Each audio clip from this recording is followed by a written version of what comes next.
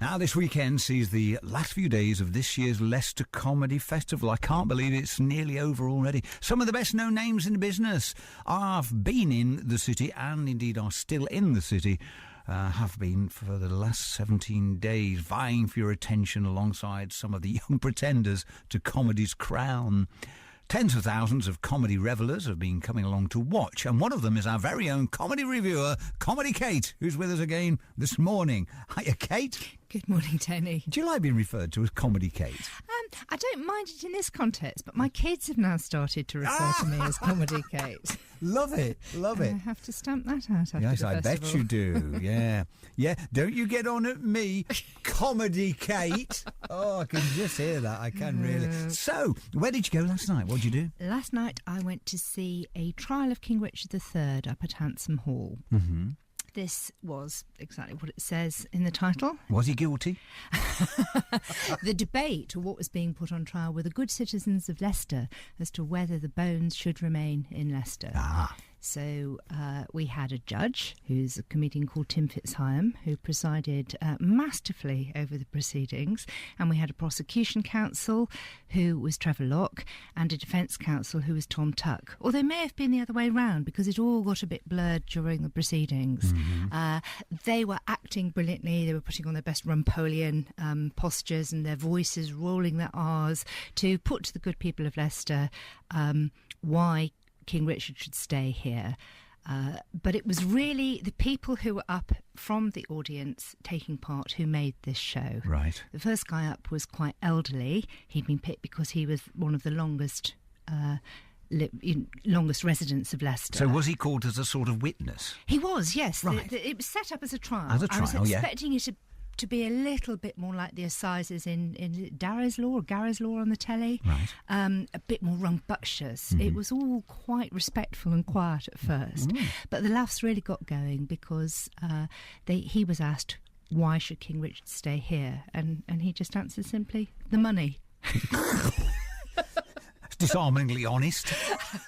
It would be good for tourism. That would bring more money into the city, which would enable Leicester to offer more services. You couldn't sort of fault his logic. How do you argue that one?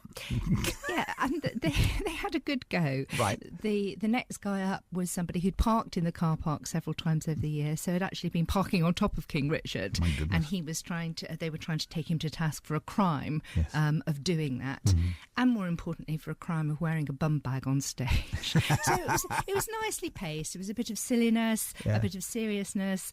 And then they really ramped up the ante because they had Richard Buckley, who's the chief archaeologist of the dig, Indeed. on the stand, Right. asking him his opinion. And what did he have to say? Well, it all got a bit comic, really. Did it? There was much made about the fact that during the dig, King Richard's skull had been further damaged by a pickaxe. Right. Or an implement, so he was being taken to task about that. But it more got down to whether he'd like to have a pickaxe in his head. It wasn't really a serious debate. It was just for great comic effect.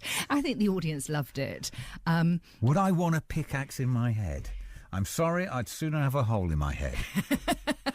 Well, he was making the point quite rightfully that he would be dead.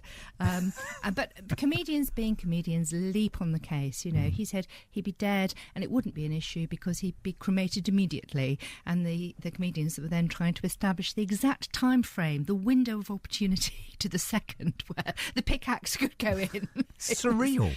It was. And I think Hansom Hall itself lent a lot to the proceedings because it's such a beautiful building, and being that circular building, it felt very inclusive for the trial. Yes.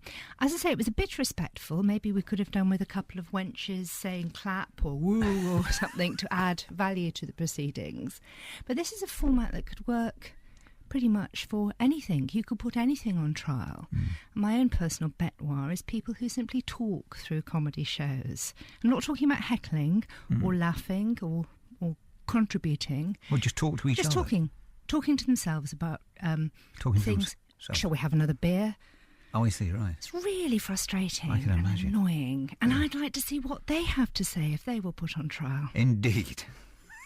So, I mean, do we have a verdict now?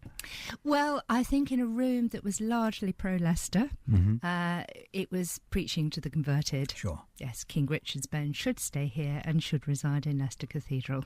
Right. But I'm no expert, so... Time will tell, and not too much longer to wait, it would seem, either. So, final weekend? Yeah. Oh, I'd just like to mention that the mayor was there as well last night. Yeah. He popped in and made an appearance and supported the motion that the bone should stay. I thought he might somehow. Yes. Sir Peter Solberg. No surprises there.